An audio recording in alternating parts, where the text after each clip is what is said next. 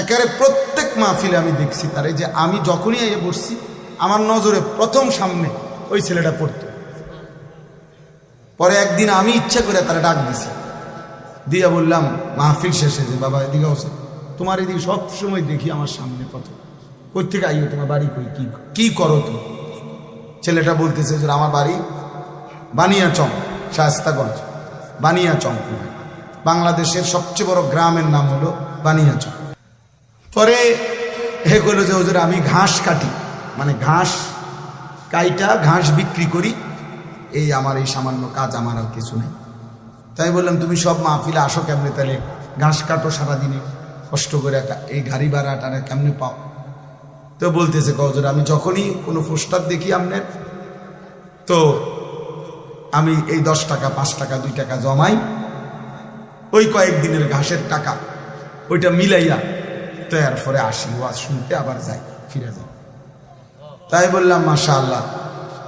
তো আরো 2-1 লাইন কথা বললে কইলাম আচ্ছা ঠিক আছে বাবা, আর কিছু কইবানি? ওই ছেলেরে আমি এমনি বলছি, ওই বললো যে হুজুর আমার একটা স্বপ্ন আছে, জীবনের আশা আছে। স্বাভাবিক ছেলে, ছেলেটা বলতেছে যে আমার একটা ইচ্ছা, আমি সব সময় 10-20 টাকা করে জমাইতেছি, আল্লাহ যদি আমার একদিন তৌফিক দেয় আপনার একদিন ওয়াজে দাওয়াত দিমু, আমাকে বাইক দিমু আমাকে এলাকায়। পরে আমি কইলাম যে ড্রাইভারে কইলাম অক্ষণ গাড়ি থামা, অক্ষণ হের ওয়াজের ডেট দাও। পরে নিজে ডেট দেখা, পরে আমি বললাম ধরো তোমার ডেট দিলাম আর সাদাও দিলাম, মানে মাহফিলের বাবদ আমি আমার থেকে কিছু টাকা, যত টাকাই হোক দিছি আমি, দিয়ে বলছি ধরো দিলাম, আর হাদিয়া ওয়াজের টেহা লাগতো না কিছুই, ধরো আমি তোমার আরো দিব, আরো টাকা, অসুবিধা নাই, আর তুমি ওয়াজের আয়োজন করো, ওয়াজ হোক জিডেই হোক, তোমার ঘরে হোক উডানে হোক, আমি যাবো। এরপরে আমি গেলাম গত বছর এই বানিয়াচং তার মাহফিলে গিয়া দেখি ওই উপজেলার সবচেয়ে বড় হাই স্কুল মাঠে মাহফিল। একেবারে যদি কম হইয়া থাকে লোক, আমাকে 20,000 লোক, মানে আমি সত্যি করে স্টেজের মধ্যে যদি আলেম কম হইয়া থাকে 3 থেকে 400 আলেম হয়ে স্টেজে, এই স্টেজের ওই থেকে ওই পর্যন্ত বড় বড় আলেম, বড় বড় হুজুর, এগুলা কি জিন না মানুষ, আল্লাহ। আমি বললাম জুবাইর এটা কি, তা কার মাহফিল, কোনটাই ডাকা? হুজুর আমার যেটা ডেট দিয়েছেন সেইটা। আমি তো পরে হুজুর আমি বলছি আমার মাহফিল আর আমার হাতে নাই, এরাই সবাই মিললে এই মাহফিলটা এত বড় করে দিচ্ছে। এক ঘাস কাটুন না, আমরা মানুষের তো তিরস্কার করেও বলি যে বেটা ঘাস দিয়ে কাটো, কিন্তু ওই ঘাস কাটুন নেই, এত আলেম, সব আলেম। আমি অনেককে জিজ্ঞাসা করছি, খেলাফত মজলিসের যে দেওয়াল গরিমার কাজে খেলাফত মজলিসের যিনি আমির সারা বাংলাদেশে, ওনার বাড়ি ওই বানিয়েছে, হুজুরও ছিল, মাওলানা নাসির উদ্দিন আনসারি সাহেব ওয়াজ করে যে উনিও ছিল। আমি বললাম তো আপনারা আমরা আসলে চাইতে আইছি কারবারটা, যে তার দাওয়াতে আইলেন কেমন? এই জন্য বলার উদ্দেশ্য হইটা, প্রিয় ভাই, কিশোর নওজোয়ান সোহবত সান্নিধ্য, এই আসা যাওয়া নজর, এর বরকত আছে, এর বরকত আছে। 2-4 লাইন পণ্ডিতি কথা আমরা সবাই জানি ভাইয়া, তোমরাও জানো, কিন্তু জিন্দিগিটা পরিবর্তন হওয়া দরকার। মালুমাত আছে অনেকের, ইলম নাই সবার, অর্থাৎ কিছু বিষয় জানে এটা সবাই, কিন্তু আমলের সাথে এলেম বলা হয় যা আমলে পরিণত হয়। এজন্য উর্দু কিতাবে আমি পড়ছি, বুজুর্গানে দ্বীন বলে কোরআন হচ্ছে ইলম, মুহাম্মদ আরবি সাল্লাল্লাহু আলাইহি সাল্লামের একটা সুন্নাত হচ্ছে আমল। অর্থাৎ কোরআন যা বলতে চায়, যা শুনাইতে চায়, যেভাবে গড়তে চায়, আল্লাহ তাআলা যা চেয়েছেন তার বান্দার কাছ থেকে, মুহাম্মদ আরবি সাল্লাল্লাহু আলাইহি সাল্লামের জিন্দেগি তার পুরা প্র্যাকটিক্যাল নমুনা। এটা এজন্য দোস্ত, সবার কাছে আজকে একটাই ছোট্ট নসিহত, প্রত্যেকেই কোনো না কোনো আলেমের সাথে, আল্লাহওয়ালা মুত্তাকি আলেমের সাথে সম্পর্ক করে। যুবক হোক, বৃদ্ধ হোক, হুজুর হোক, পাবলিক হোক, শাইখুল হাদিস হোক, শাইখুল মাশায়েখ হোক, কোন আল্লাহওয়ালার সুহবত থেকে কেউই মুস্তাগনি, অমুখাপেক্ষী হওয়ার সুযোগ নেই। এটা উচিত। তাহলে কাজে বরকত হয়, খেদমতে বরকত হয়, ইলমে আমলে বরকত হয়, জিন্দেগিটা আখিরাতওয়ালা হয়, আখিরাতওয়ালা হয়। কোরআনুল কারীমের মধ্যে আছে, আল্লাহ তাআলা বলছেন, আল আখিল্লাউ ইয়াওমাইদিন বা'দুহুম লিবা'দিন আদুউন ইল্লাল মুত্তাকিন। কিয়ামতের দিন দুনিয়ার সকল বন্ধুরা একে অপরের শত্রু হয়ে যাবে, শুধুমাত্র মুত্তাকি যারা, তাকওয়ার জন্য একজন আরেকজনকে গুনাহ থেকে বাঁচাইবার ক্ষেত্রে, ইবাদত আমলের উপরে চালাইবার ক্ষেত্রে বন্ধুত্ব ছিল, এই মানুষগুলো কিয়ামতের দিনও হাসরে, মিজানে, ফুলসিরাতেও বন্ধুই থাকবে। কোরআন শরীফের আয়াত। কোরআনুল কারীমের মধ্যে আছে, আল্লাহ তাআলা বলছেন, অসৎ বন্ধুর কারণে, চরিত্রহীন বন্ধুর কারণে, নাফরমান বন্ধুর কারণে মানুষ হাসরের ময়দানে নিজের আঙ্গুল আফসুস করতে করতে দাঁত দিয়া কামড়াইতে থাকে। ইয়াউমা ইয়া'আদ্দু যালিমু আলা ইয়াদাইহি। আল্লাহ বলেন, নাফরমান পাপী নিজের দাঁত দিয়ে আঙ্গুল কামড়াবে আর আফসুস করবে। কি করবে? বলবে, ইয়া লাইতানি লাম আত্তাখিজ ফুলানান খলিলা।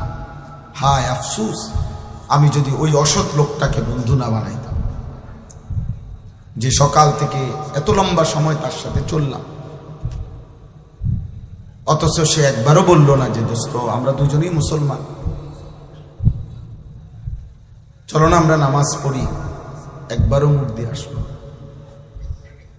তাইলে এই অসৎ চরিত্রহীন বন্ধুর কারণে নাফরমান পাপী আঙ্গুল দাঁত দিয়া কামড়াবে, অসৎ সংখ্যা। ইকমালুস সিয়াম কিতাবের মধ্যে আছে, এই সোহবত, সান্নিধ্য, কোন জায়গার মধ্যে যদি পায়খানা লাগে, একটু পায়খানাই লাগছে কোনখান থেকে, এটা দুর্গন্ধ শুধু ওই জায়গাটাতে না, বরং বাতাসের মধ্যে পর্যন্ত দুর্গন্ধ ছড়িয়ে যায়, ফলে অন্য মানুষ নাকে লাগে দুর্গন্ধ। মানুষ তখন বলে, কি রে এখানে কোথাও দুর্গন্ধ? বোঝা গেল দুর্গন্ধ এটা বাতাসকে পর্যন্ত পরিবর্তন করে ফেলছে।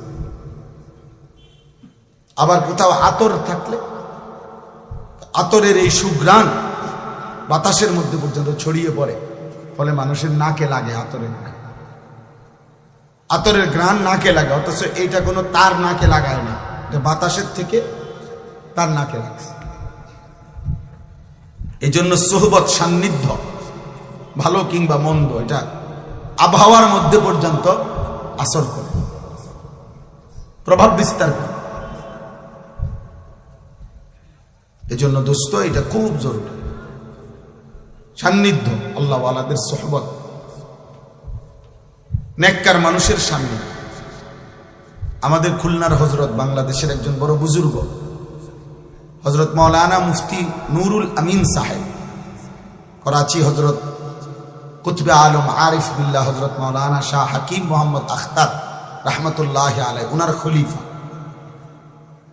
হজরত বলছেন, প্রত্যেকটা মুসলমানের উচিত কমপক্ষে নিজ নিজ মহল্লার ইমাম, মুয়াজ্জিন, যারা সত্যিকার তাকওয়ার সাথে আল্লাহর ঘরের খেদমত করে, নিঃসন্দেহে তারা আল্লাহওয়ালা। হযরত বলেন, ওই মহল্লার মানুষের উচিত ওনাদের সাথে হলেও ওনাদের সান্নিধ্য, সোহবত, সাহচর্য গ্রহণ করা, ওনাদের কাছে হলেও কিছুক্ষণ বসা। হোক তিনি ইমাম, সব হুজুর রে, সব আলেম রে, সব বক্তারে সবাই চিনতে হবে সারা বাংলাদেশ, এটা কোনো জরুরি। এটা কোনো জনপ্রিয়তা একটি ধোঁকা, জনপ্রিয়তা একদমই ধোঁকা। জনপ্রিয়তা ইতিপূর্বে অনেকের ছিল, এখন নাই। এখন যাদের আছে তাদেরও কয়দিন পরে থাকবে। অতএব জনপ্রিয়তা কিছুই, জনপ্রিয়তার দ্বারা বক্তারও ফায়দা হয় না, শ্রোতারও ফায়দা। আমারে মনে করেন 1 কোটি মানুষ চিনে, তো আমার কবরের আযাব মাফ তো আর কি লাভ? তা আমার জনপ্রিয়তা দিয়ে কি আমার সবাই চিনছে তো বুঝলাম, তারপরে 10 কোটি মানুষ চিনলে আমার কবরের আযাব মাফ তো লাভ হলো কি? তা আমি আর এই জনপ্রিয়তা দিয়ে কি করবো? ঘাস কাটবো? আবার দেখেন, আমারে চিনে, মনে করেন 1 কোটি মানুষ আমারে চিনে, এতে আমনের কি লাভ?